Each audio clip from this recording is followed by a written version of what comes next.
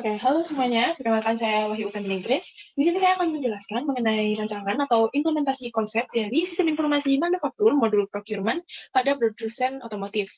Nah, jadi pada produsen otomotif ini ada latar belakang di mana perusahaan produsen otomotif itu perlu meningkatkan efisiensi procurement melalui sistem informasi terintegrasi yang mengesampingkan eh, beberapa kendala-kendala yang ada di proses procurement itu sendiri.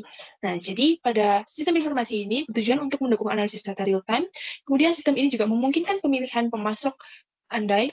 Jadi dari sistem ini tuh bisa melakukan pemilihan dari vendor atau supplier secara tersistem, jadi seperti sistem pendukung keputusan, kemudian pengelolaan stok berbasis kebutuhan, dan perencanaan pembelian cerdas, yaitu masih dalam satu lingkup dengan tempat pengambil keputusan tadi.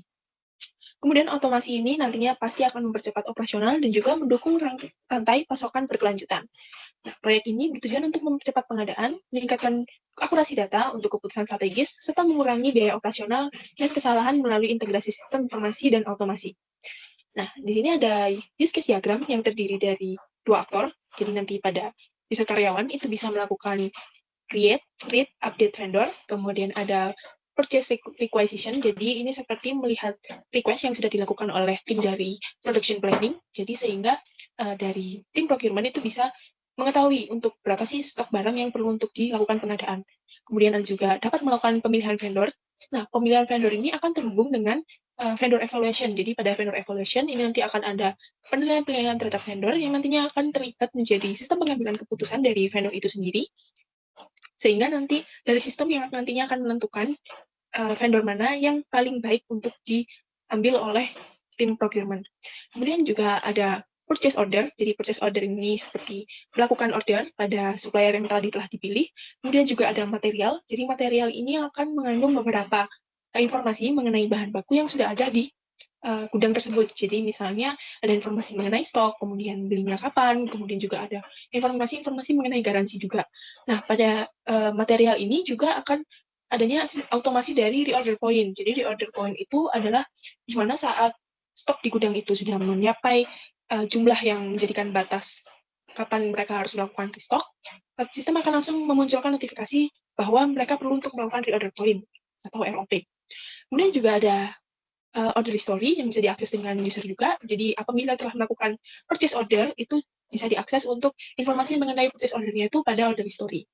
Kemudian untuk manager itu bisa melakukan create, read, update kriteria. Jadi kriteria yang sudah ada, sudah ditentukan, bisa diedit oleh manager. Jadi di kriteria itu akan ada beberapa kriteria-kriteria yang menjadikan suatu penilaian terhadap vendor dan juga ada bobotnya masing-masing pada kriteria tersebut.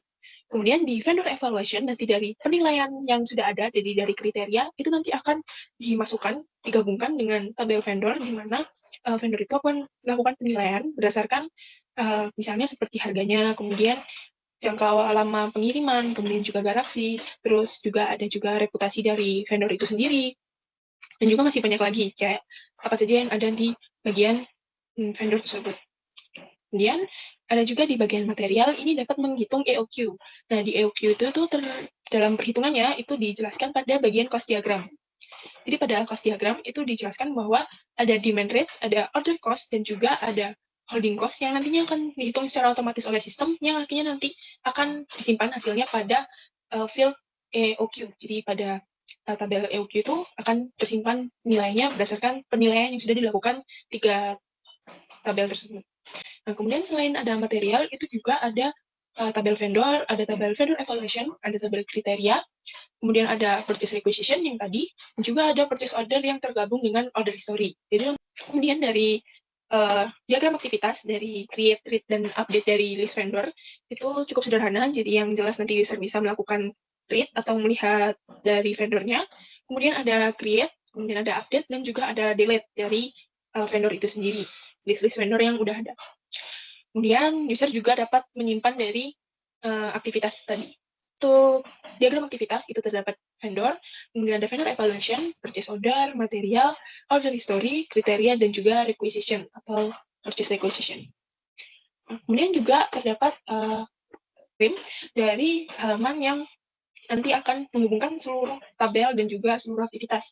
Jadi untuk pada contoh yang sudah ada di sini, itu akan ada dashboard. Nah, pada dashboard ini akan menampilkan vendor yang paling direkomendasikan berdasarkan perhitungan dari vendor evaluation.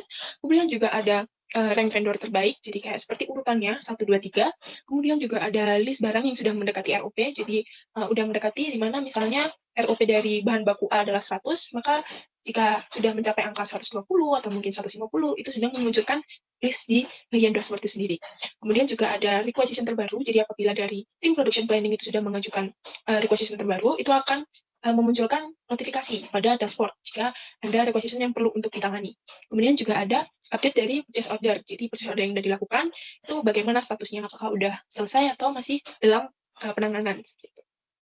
Kemudian juga ada vendor evaluation. Jadi untuk yang bagian yang CRUD atau masalah hasil untuk melakukan rancangan sistem atau modelnya saja pada sistem informasi manufaktur yang pada modul procurement untuk mendukung efisiensi operasional.